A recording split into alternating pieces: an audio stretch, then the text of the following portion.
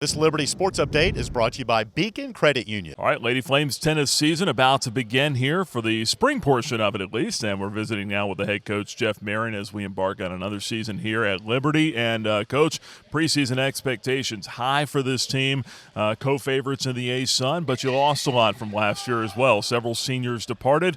How do the expectations match up with what you have still in the starting lineup?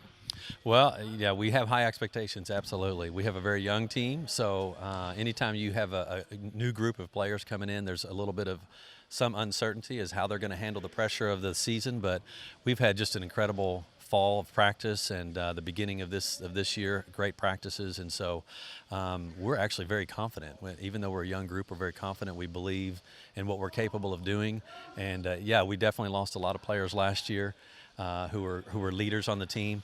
But at the same time, we have some players who have stepped up. You know, the younger classmen who are now the upperclassmen are leaders on this team, and our freshmen, our new players, have really done a great job of providing energy, their youth, and just being excited about what's coming up. I think we have a lot of excitement about what's in store for us and what we could potentially do while we're going through the season. And some of that probably comes in the fall, too, just getting a chance to see them out there and compete. Do they have a pretty good idea of what it takes to compete and win at this level? Well, I think they do. I hope they do. The fall season kind of helped because we got to play a lot of college tournaments and play against some other college teams.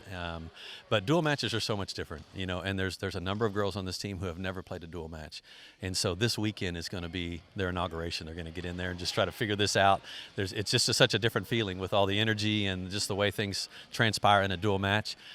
So this will be a kind of a learning curve a little bit, but I think we are as prepared as we can possibly be for this coming weekend.